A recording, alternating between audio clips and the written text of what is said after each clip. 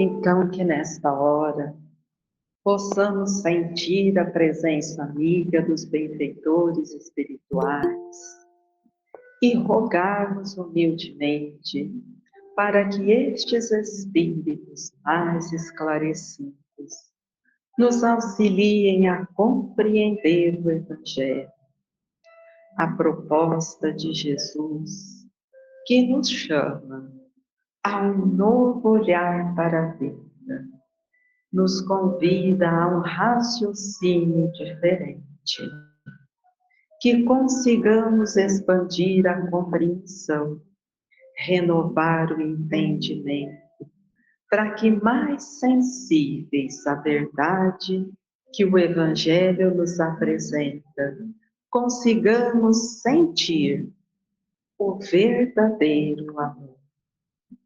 Que nesta hora, Senhor, que nos reunimos em Teu nome, buscando força, ajuda, clareza e discernimento, consigamos nos entregar em confiança, para que estes amigos que trabalham em Teu nome nos auxiliem, que consigamos sentir a nossa intimidade e perceber a nossa necessidade de viver o Evangelho para estruturar em nós um novo tempo, onde a felicidade, a harmonia e a paz se tornam realidade. Que assim, Mestre, a cada dia, compreendendo, consigamos transformar em nós aquilo que não mais é a verdade. E agora, identificados com a verdade, tenhamos clareza para fazer todo bem ao nosso alcance.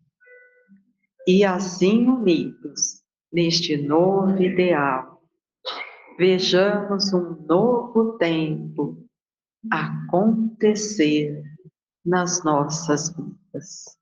Que Jesus nos abençoe e que assim seja.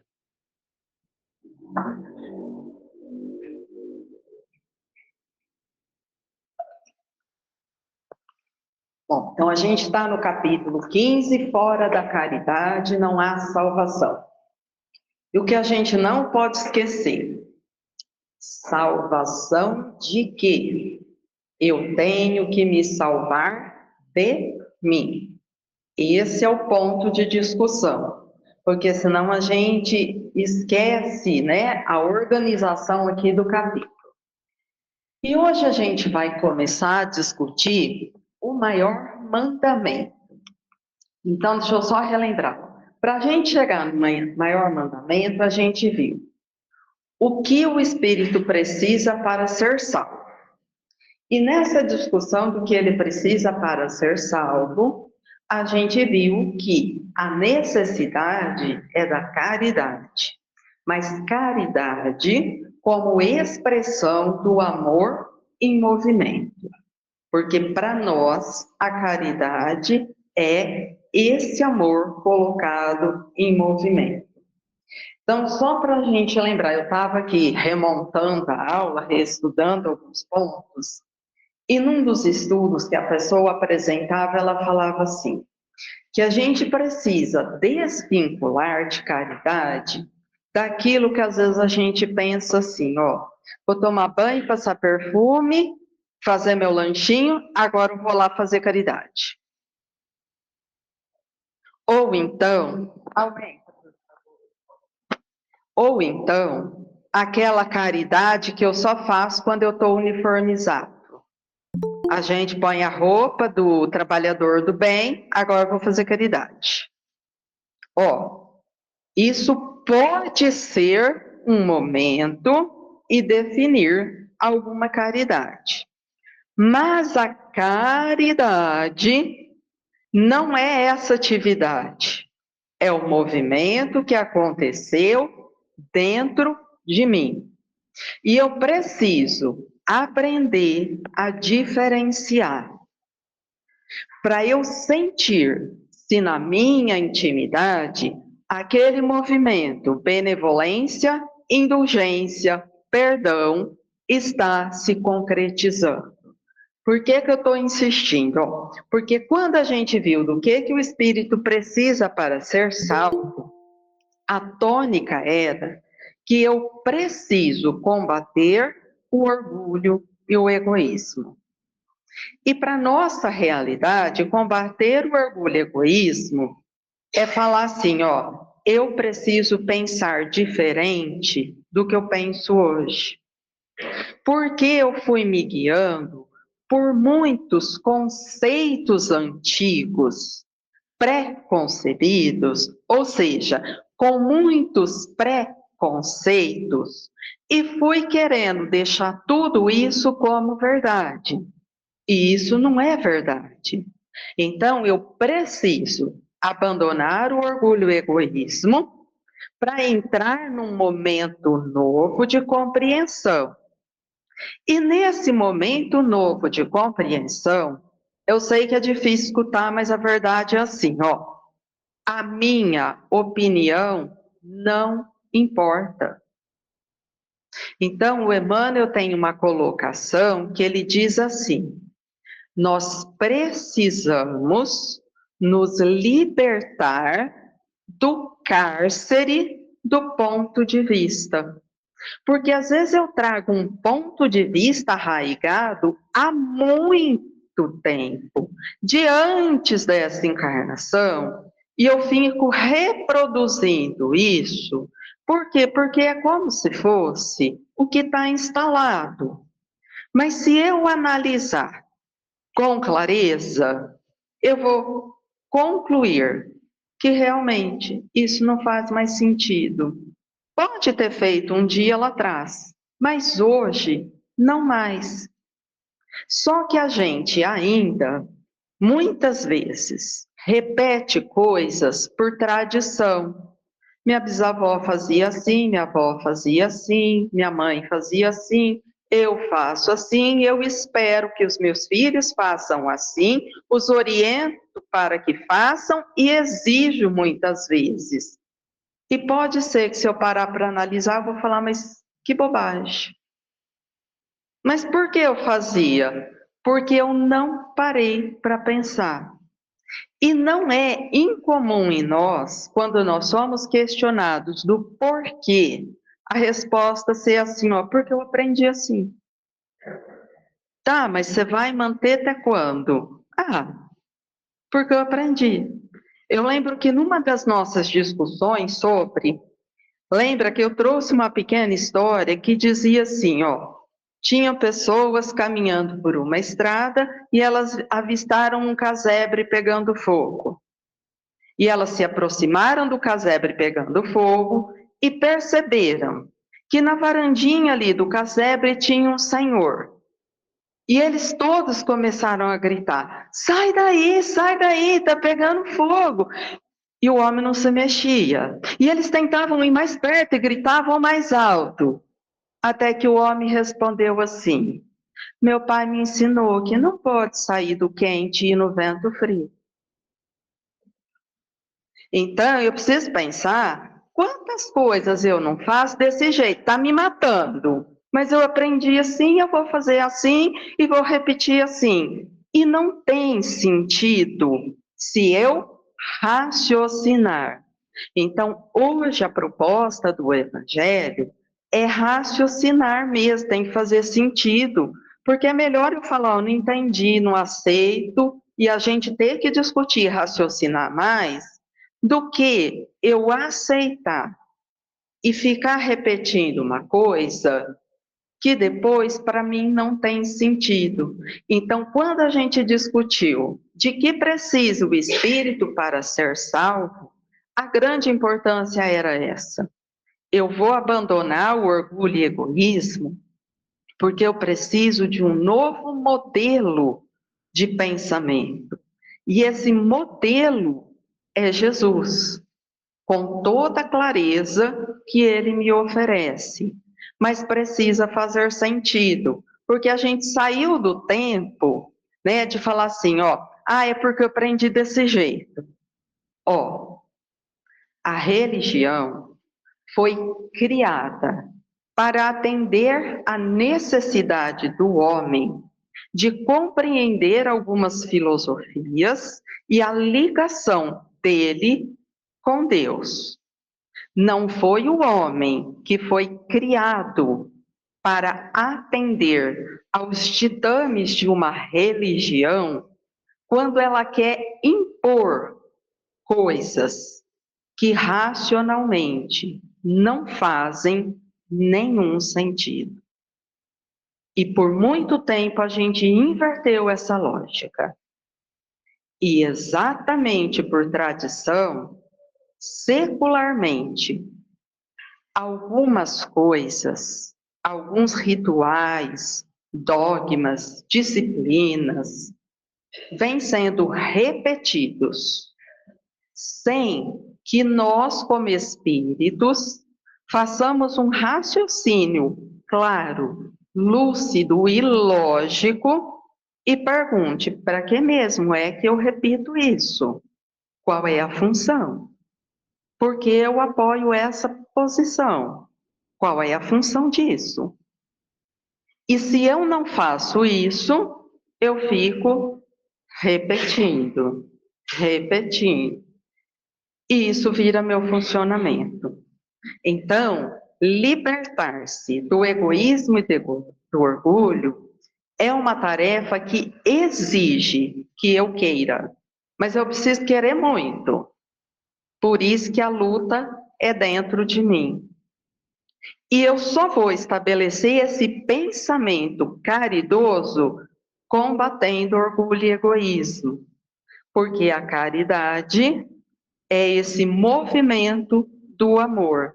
E eu não tenho amor sem humildade, amor sem bondade, amor sem misericórdia. E no nosso patamar evolutivo, amor sem sacrifício, sem devotamento, sem renúncia e sem abnegação. Então, se eu não começo a transitar por estas virtudes, que são as virtudes que compõem o amor e, portanto, todas são ativas, eu não faço essa mudança. E aí, para tentar encaixar isso na prática, o Evangelho apresentou a parábola do bom samaritano, que nos auxiliou a perceber e fazer a diferença de comportamento e do que é o meu pensamento e o meu sentimento. Fala. Se pensar que a caridade é o amor em movimento, seria correto imaginar que o amor é aquilo que nos impele a entregar ao próximo aquilo que o próximo necessita, mesmo sem merecer? Porque você vai fazer por ele o que você gostaria que a você fosse feito. Exata disso. Eu acho que foi a Madre Teresa, acho, que ela fala assim, ó, quando eu menos mereço é quando eu mais preciso. Porque normalmente, quando a gente mais precisa da misericórdia, da compaixão e da ajuda do próximo, naqueles dias que a gente está perturbado, chato, incoerente, né? Transtornado, causando problema para todo mundo, mas é a hora que eu estou mais precisando, ó, estou merecendo nada, não estou fazendo nada para merecer, mas é a hora que eu estou mais precisando que alguém me estenda a mão e me ajude para que eu possa me restabelecer, ou mesmo para que eu possa aprender como sair da situação. É isso mesmo. E hoje, então, a gente começa o maior mandamento. Mas os fariseus, tendo sabido que ele tapara a boca aos saduceus, se reuniram. E um deles, que era doutor da lei, foi propor-lhe esta questão para o tentar: Mestre, qual o maior mandamento da lei? Jesus lhe respondeu: Amarás o Senhor teu Deus de todo o teu coração, de toda a tua alma, de todo o teu espírito. Esse, o maior e o primeiro mandamento. E aqui está o segundo, que é semelhante ao primeiro: amarás o teu próximo como a ti mesmo. Toda a lei e os profetas se acham contidos nesses dois mandamentos. Então, aqui a gente vê, na perfeição de Jesus, ele tem um poder de síntese. Ele transforma tudo que Moisés falou, tudo que os profetas disseram, em duas sentenças. Aqui está tudo. Se vocês entenderem isso, vocês já entenderam tudo. E aí, a gente precisa, então, entender, ele já deixa também dito que o segundo é semelhante ao primeiro. Para entender que amar a Deus acima de tudo é o fundamental. Vai ser assim. Mas que amar o próximo como a mim mesmo é a lei. E por que que eu preciso entender isso? Porque se é combater o orgulho e egoísmo que eu estou tentando, eu preciso entender que qualquer sentença que eu faça, que não tiver essa lógica, Deus, eu e o próximo, eu vou falsear a lei. Parece que eu estou, mas eu não estou. Então, muitas vezes, eu aposto na minha melhora, excluindo desta equação o próximo. Então, se uma pessoa me incomoda, eu excluo a pessoa e faço assim: Deus, me ajuda, eu tenho que ter paciência, porque eu tenho que conseguir melhorar, porque eu tenho que sair daqui. E cadê o próximo? Que se lasque o próximo. Ele está me perturbando. Então, na minha cabeça, eu estou cumprindo a lei e estou buscando ajuda. Eu estou buscando ajuda fora da lei. Por quê? Porque eu falseei a lei. Não tem a lei sem o próximo. Ah, mas então como que eu vou fazer? Eu não vou fugir. Eu quero ajuda porque eu preciso expandir o bem para entender esse próximo. Entender por que me incomodo com o jeito dele, por que ele ser desta tal forma, eu ainda não consigo aceitá-lo. Isso é um problema meu.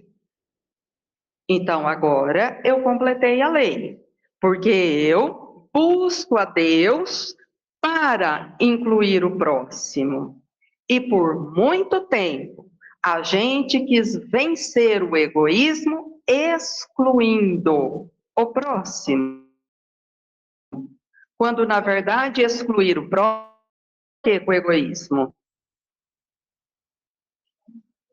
Deixar ele mais exacerbado. Eu estou dando alimento para o meu egoísmo. Eu quero que Deus me ajude.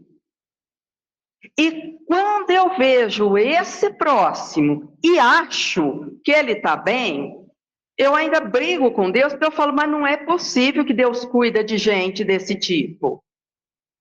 Olha o tamanho do meu egoísmo. Por quê? Porque a gente lê isso faz mais de 2000 anos e não entendeu o que está escrito. Eu preciso amar a Deus, o próximo e a mim mesmo. Mas essa é a lei. Não tem a lei de Deus sem o próximo. Ela não foi anunciada desse jeito. Então, não adianta eu tentar pular essa parte da lei, por quê? Porque fica faltando. E isso eu preciso ter bastante claro. Então, ó, para que eu me salve de mim mesma, do meu orgulho e do meu egoísmo, eu preciso cumprir a lei. E eu preciso entender o que em mim é necessário para que eu vença aquilo que ainda me traz dificuldades para cumprir a lei. E é essa luta o tempo todo que a gente faz conosco mesmo, para cumprir essa lei. Caridade e humildade, tal a senda única da salvação. Egoísmo e orgulho, tal a da perdição. Este princípio se acha formulado nos seguintes precisos termos: amarás a Deus de toda a tua alma e a teu próximo como a ti mesmo. Toda a lei e os profetas se acham contidos nesses dois mandamentos.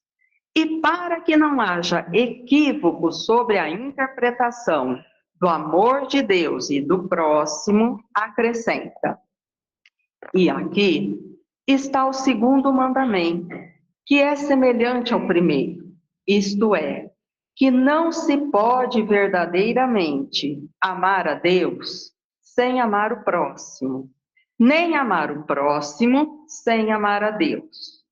Logo, tudo que se faça contra o próximo, o mesmo é que fazê-lo contra Deus.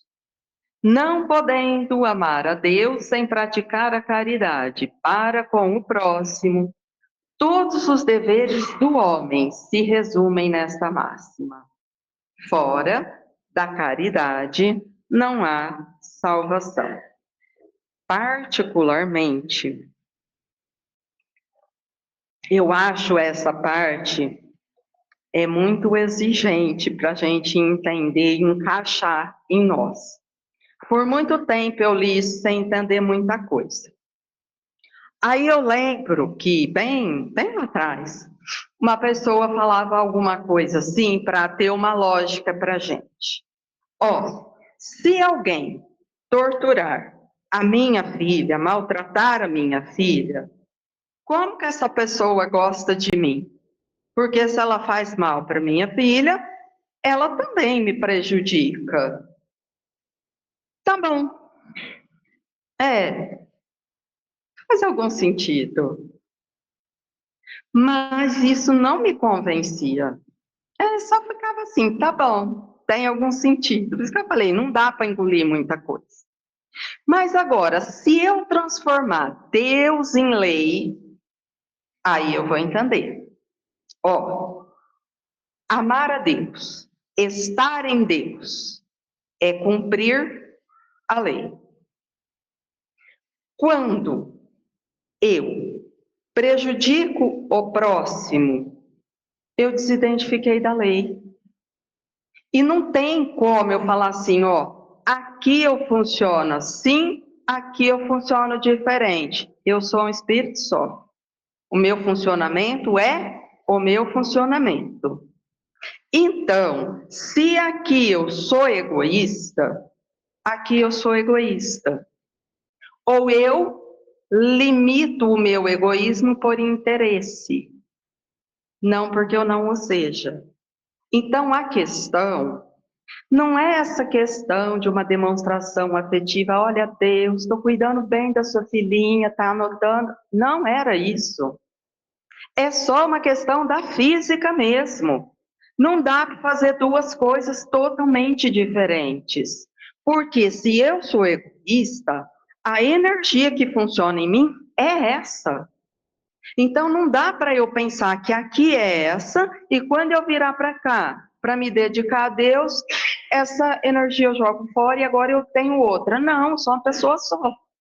Então, o sentido aqui é esse. Quando eu sou uma pessoa humilde e caridosa, eu sou humilde e caridosa. Com quem? Sempre. Porque isso é a minha forma de pensar a vida. Isso é a minha forma de entender a vida. Agora, quando eu seleciono como eu vou ser aqui, como eu vou ser ali, como eu vou ser lá, eu não sou uma pessoa humilde e caridosa. Aqui eu tenho um interesse que é diferente do interesse que eu tenho aqui, que é diferente do interesse que eu tenho aqui. E eu vou ajustando o meu jeito de funcionar de acordo com o meu interesse. E isso fica uma coisa muito perigosa. Isso é dissimulação. Porque num lugar eu sou calma e melíflua, e no outro lugar eu posso ser a que dá todas as ordens de violência. Ó, por isso, não pode.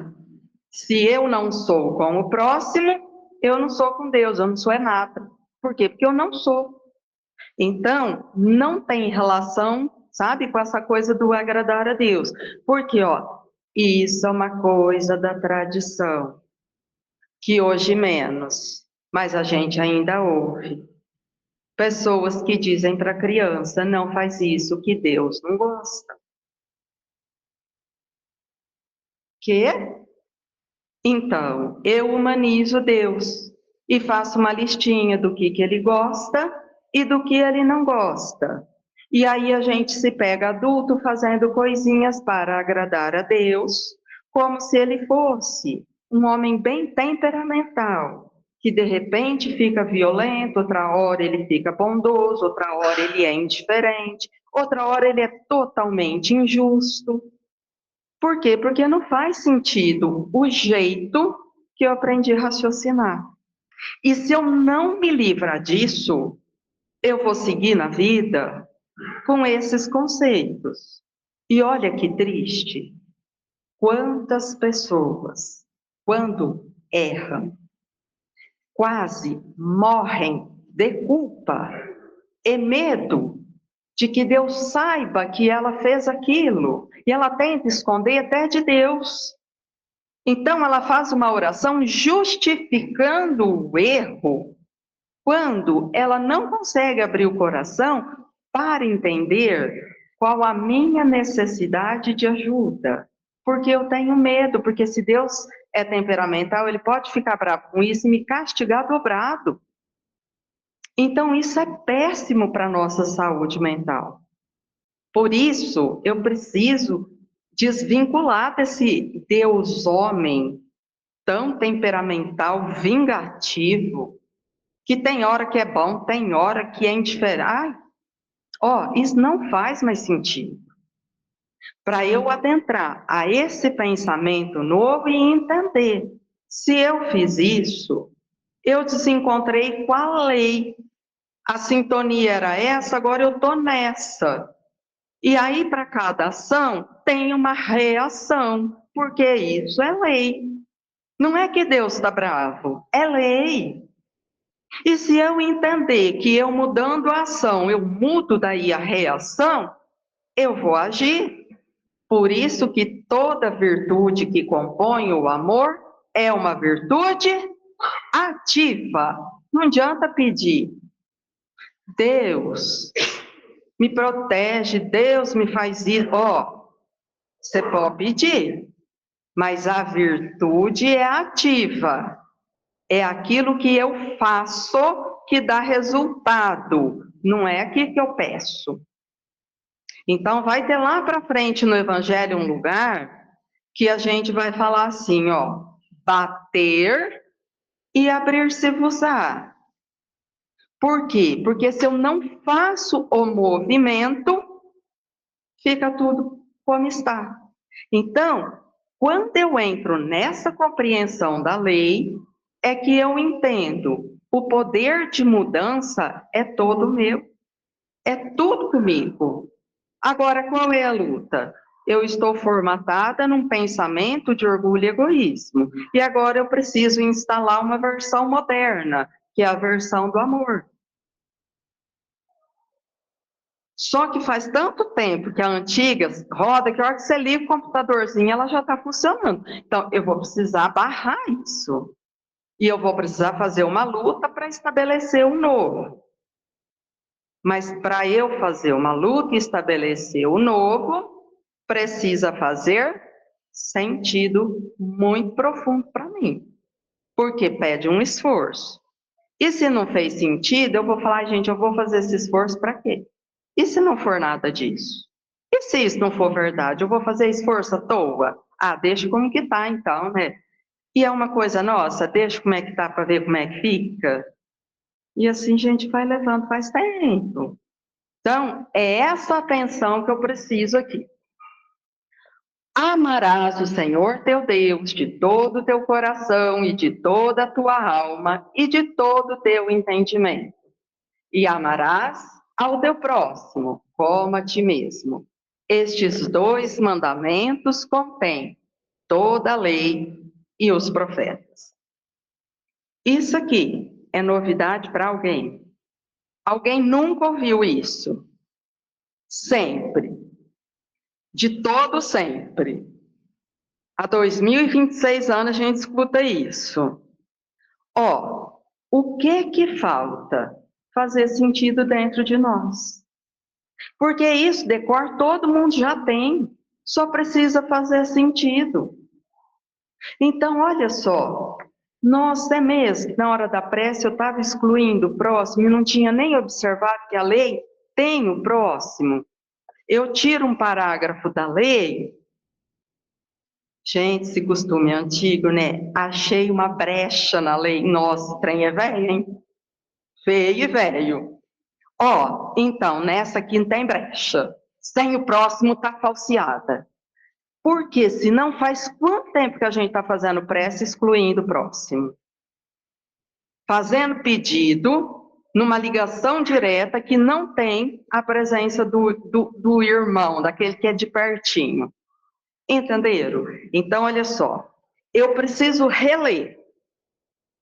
Mas agora, raciocinando, para apagar aquele entendimento e trazer o que está escrito de fato. E guardar desse jeito novo.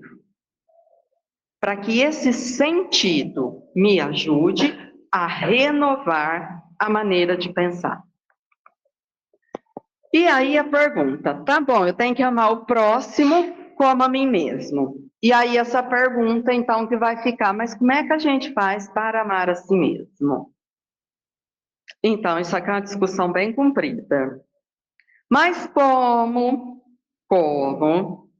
a gente ainda está aprendendo, eu fui buscar nesse livro, ele chama Amor Imbatível, Amor da Joana, e ela vai falar o que é amar a si mesmo. Então, ó, em relação à lei, ela diz, ó, ante a impossibilidade de o homem amar a Deus em plenitude, já que tem dificuldade em conceber o absoluto, realiza o mistério, invertendo a ordem do ensinamento, amando-se de início, a fim de desenvolver as aptidões que lhe dormem em latência. Então, é fato, porque isso é até a lógica mesmo que se trabalha. Quando a gente ensina uma coisa para uma criança, a gente parte do que é concreto para depois chegar no abstrato. Para a maioria de nós, Deus ainda é muito abstrato. Hoje eu sei falar, ele é a lei, é a inteligência suprema, que mais que eu sei? Ponto. Então fica bem abstrato. Então, qual é o caminho mais fácil? Eu desenvolver amor a mim, para que eu consiga amar o próximo e nesse movimento eu chegue a Deus. Mas agora, ao longo do texto, eu precisei excluir muita coisa, porque o texto é enorme. Ela vai mostrando que a gente fez algumas confusões relativas ao que seja o amar a si mesmo, que é isso que eu preciso melhorar de entendimento. Ó. Então, mas de que forma amar a si mesmo? Essa pergunta é do texto dela. Ó. O como a si mesmo, da proposta de Jesus, é um imperativo que não deve ser confundido com o egoísmo ou o egocentrismo. Amar a si mesmo significa respeito e direito à vida, à felicidade que o indivíduo tem e merece. Então, por isso que a gente precisa raciocinar. Porque amar a si mesmo é uma necessidade? Sim, é uma necessidade. Só que com essa verdade, muitas vezes depois a gente desce uma lista de mentiras. Como? Se eu não me valorizar, quem valoriza? Se eu não fizer por mim, quem faz? Porque se eu não... Ó, aí vai a coisa que vai ficando difícil.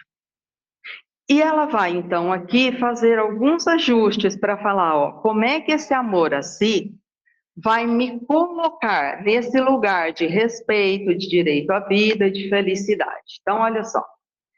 Trata-se de um amor preservador da paz, do culto aos hábitos sadios e dos cuidados morais, espirituais e intelectuais para consigo mesmo.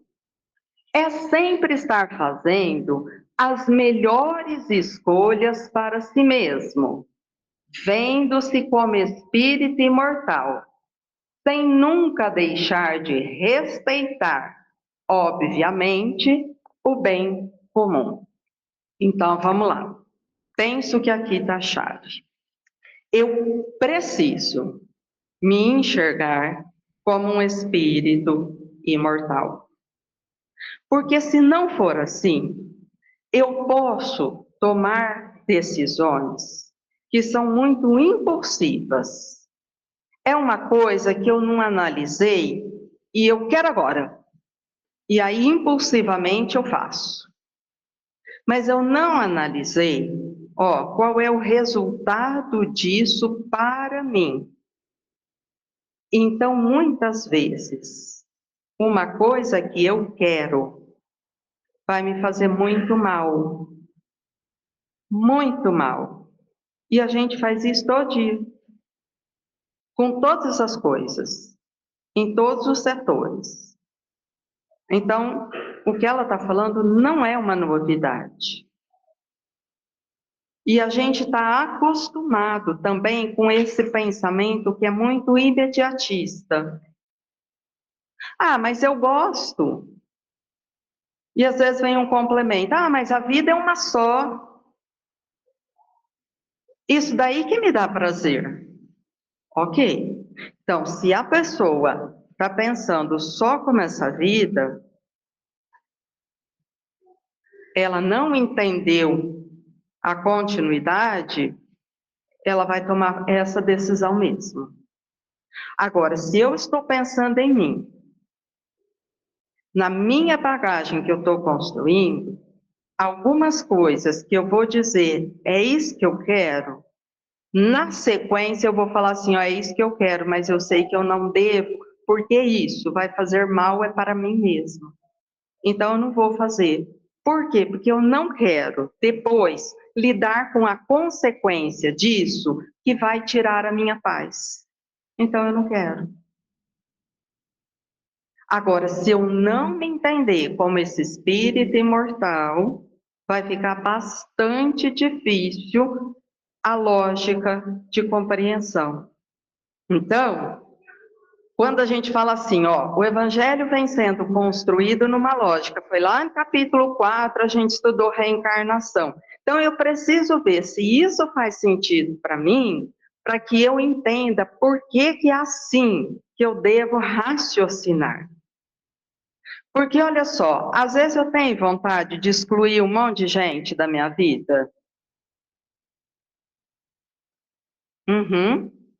Com qual sentimento eu vou fazer isso? Com todo amor no coração? Não. Qual é o sentimento? Orgulho e egoísmo. Eu quero alimentar orgulho e egoísmo em mim? Eu não quero, porque eu não quero lidar com a consequência disso que é minha. Então, ó, Nem tudo que eu quero é bom. Ai, mas alguém falou isso há tanto tempo atrás. Como que era a fala mesmo? Tudo me é lícito, mas nem tudo me convém. Por quê? Porque eu posso fazer o que eu quiser fazer. Tudo me é lícito. Só que não me convém, por quê? Porque eu posso fazer, mas eu tenho que lidar com a consequência do que está feito. E aí eu preciso pensar, mas eu quero lidar com a consequência disso? E é isso que ela fala. Então eu preciso ver, ó, isso que eu quero, vai gerar saúde? Vai me gerar paz e equilíbrio? Porque às vezes, ó, eu faço e na sequência o problema está garantido. Quando escolho amar mais minha família, dedicando-me inteiramente aos relacionamentos, cultivando a paciência e a tolerância, estou amando a mim mesmo. Quando escolho perdoar e deixar de levar comigo o peso de uma mágoa, estou amando a mim mesmo. Quantas vezes a gente viu essas duas sentenças escritas com palavras muito bonitas, mas exatamente no contrário disso que a Joana está falando. Ô, gente, esses trens circulam na internet todo dia. No primeiro fala assim, ó, não fique com pessoas tóxicas. Se te faz mal, vai cuidar de você. Esse trem leva, mas assim, milhões de curtidas. E aí todo mundo fica reproduzindo a conversa da pessoa tóxica. Só que eu não estou interessado nesse momento em entender se eu estou cultivando paciência, tolerância. E nem falando assim, ó, quando eu viro as costas e abandono, o dia que eu quiser gente para ficar comigo vai ter, ou vão me abandonar também, porque isso é a reação da ação, é a coisa natural. Por isso que eu preciso avaliar o que eu quero. Aí depois, essa aqui, ó, quando escolho perdoar e deixar de levar comigo o peso da mágoa, estou amando a mim mesmo. Ninguém é obrigado. Eu só faço aquilo que me faz bem. Eu só faço aquilo que eu gosto. É uma desculpa boa, porque aí eu não vou perdoar e faz de conta que eu tô certa. Mas eu preciso avaliar se é isso mesmo. Por quê? Porque filosofias e teorias que ainda são muito materialistas, mas que vêm com palavras bonitas, a gente vai ter aos montes. E aí eu preciso entender o quanto que isso é bom. O auto-amor proporciona uma visão mais clara de quem se é, do que se deseja e do que não se deseja para si. Porque olha só essa história do auto-amor, eu estou tentando ter mais paciência. Gente, mas é difícil, né?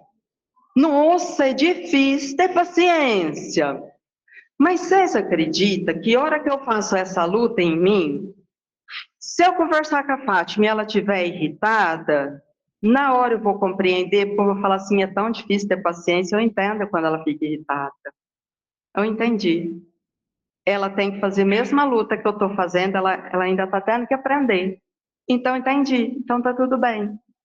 Só que se eu não faço comigo, eu vou falar assim, ó, eu não sou obrigada. Essa pessoa, ela é chata, inconveniente, ó, é mais uma que eu excluo. Aí eu venho aqui e eu falo assim, o Atílio é chato, inconveniente, eu excluo. O que eu estou fortalecendo em mim? Egoísmo e orgulho. Porque eu, alecrim dourado, sou um doce de coco com todo mundo. Olha como eu sou azarada, só gente chata no meu caminho, gente. Eu não consigo ler, eu não tenho tolerância com nada que me desagrada. Olha que problema sério para mim. Eu sou uma pessoa extremamente rígida, intolerante, inflexível, e eu não consigo fazer essa leitura. E aí eu sofro, eu sofro, eu sofro, e vou excluindo. Aí chega uma hora que, no auge do sofrimento, eu vou falar para vocês que eu tenho um problema de solidão. Eu sou tão esforçada, as pessoas não me consideram, elas não me chamam, elas não me convidam. E a pessoa sofre, porque ela perdeu esse contato consigo de construir esse verdadeiro bem. Que falseado foi pondo outras coisas, que são do orgulho e do egoísmo no lugar. E com isso ela foi construindo um isolamento que traz muita dor. Quando que isso vai mudar? Quando eu entender que toda virtude é ativa. Eu preciso querer sair do isolamento.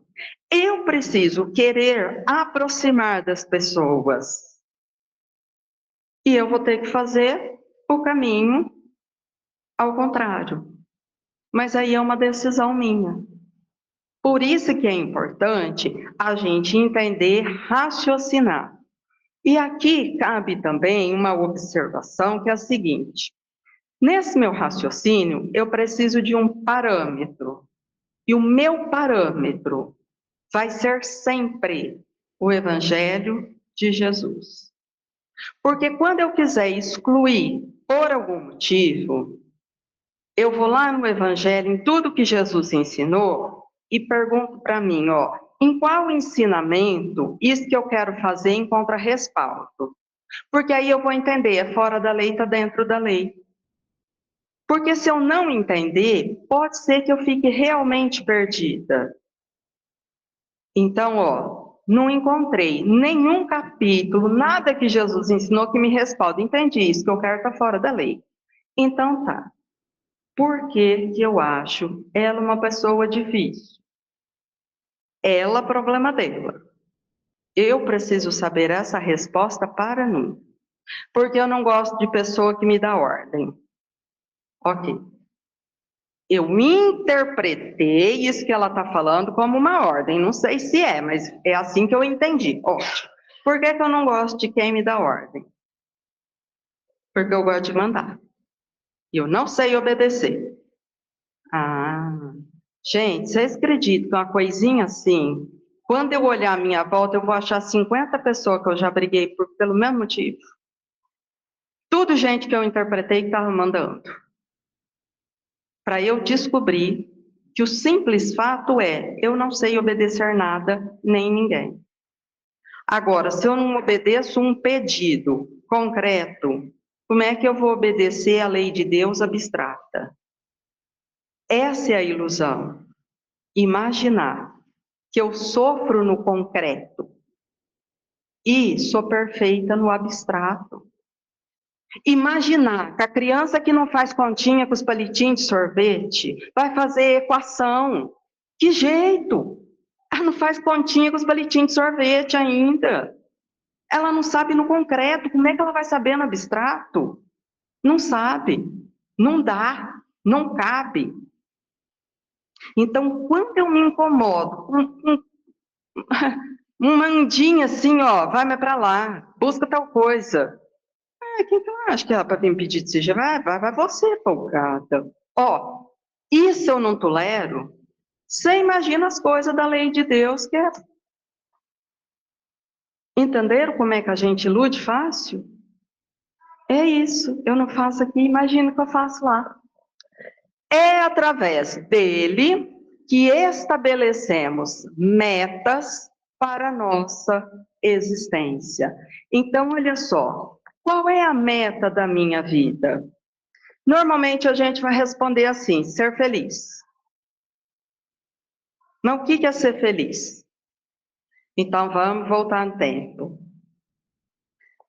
Criança, a meta é ganhar tal brinquedo, videogame, né? Agora é o celular X Pro 18, não sei das quantas, é desse tamanho. Aí depois a pessoa fala assim, ó, agora é viajar.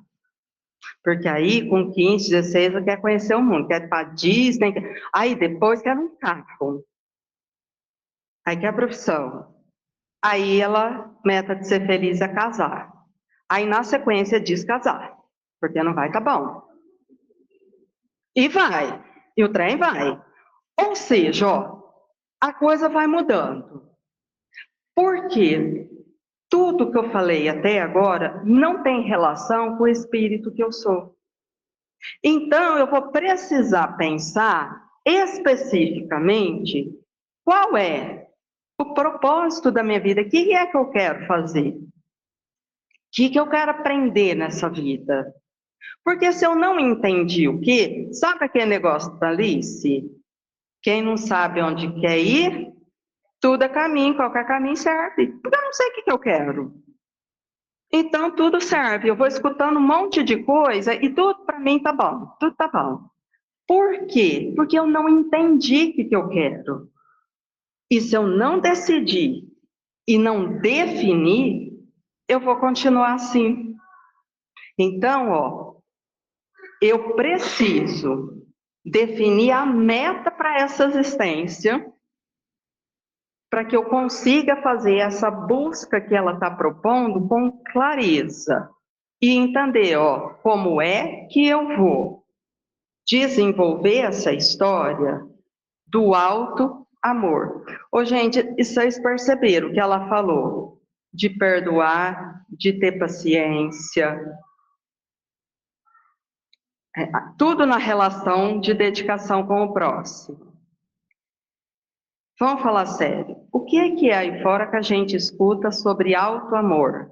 Barra autoestima, barra se valorizar. Olha, vai de pintar cabelo a alongar a unha. Entende o nível de confusão que a gente apronta com a gente? Não, agora eu vou fazer isso, gente, porque eu mereço.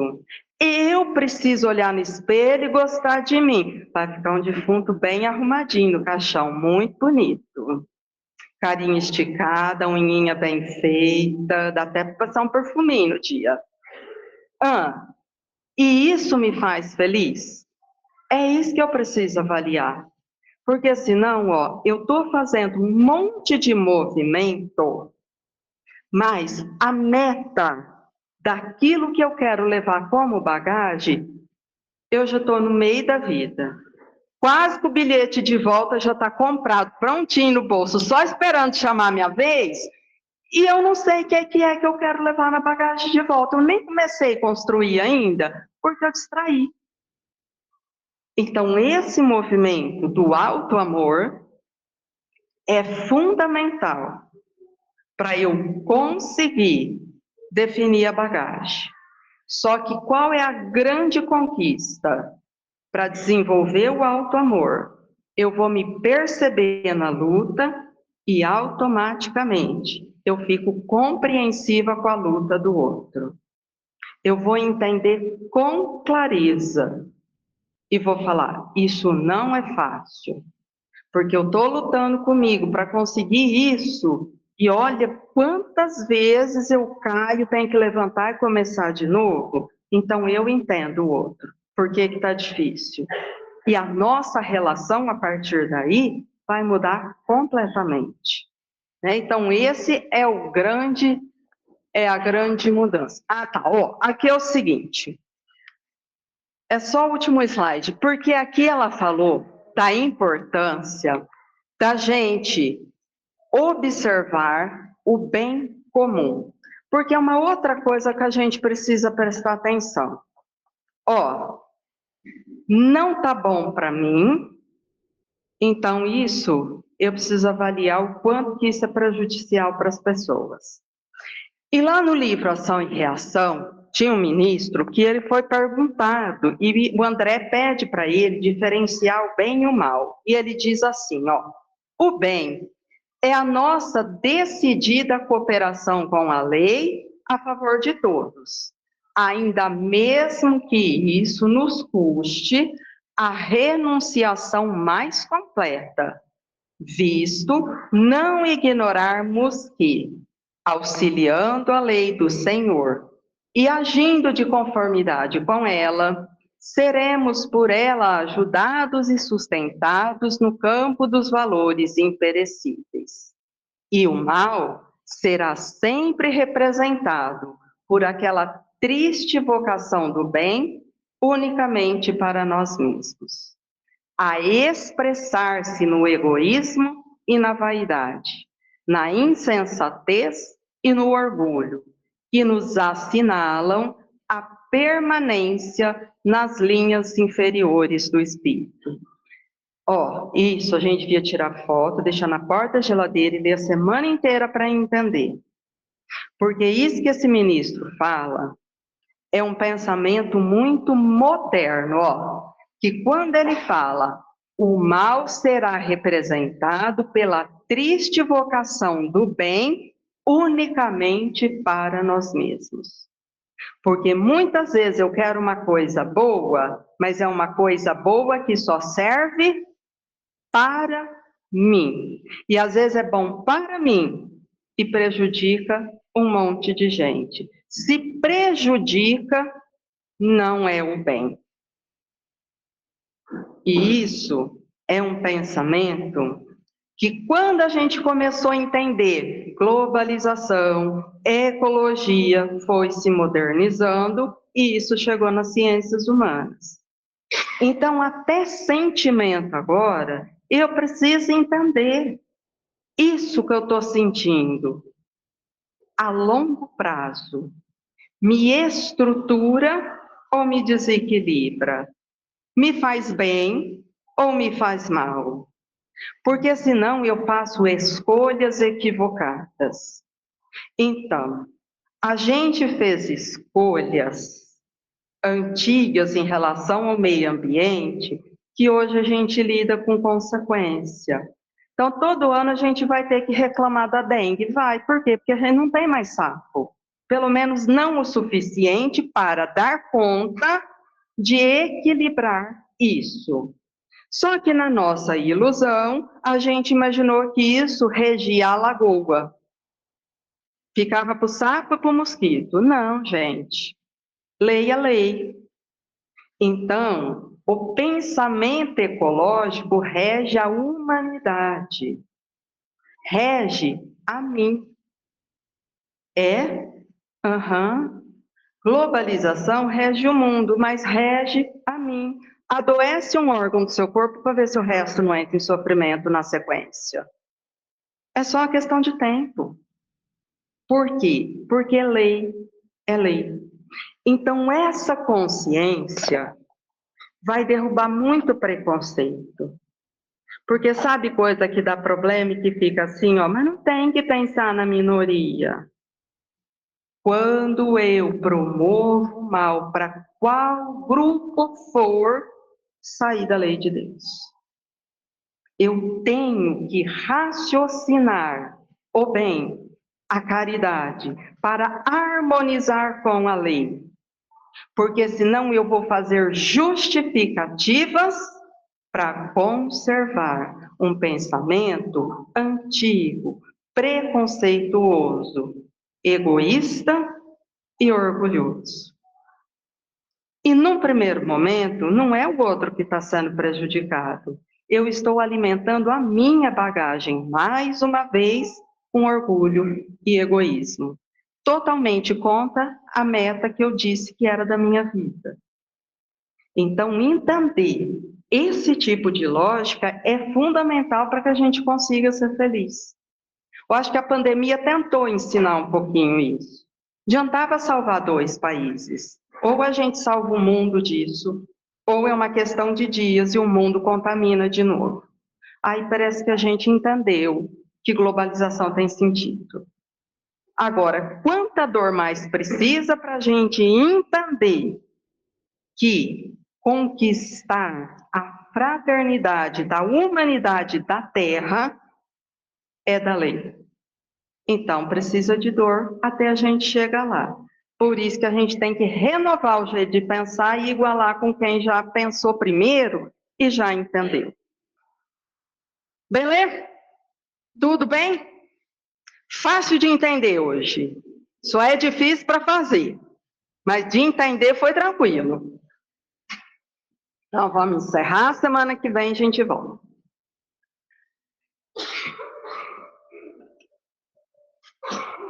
Então nós vamos agradecer.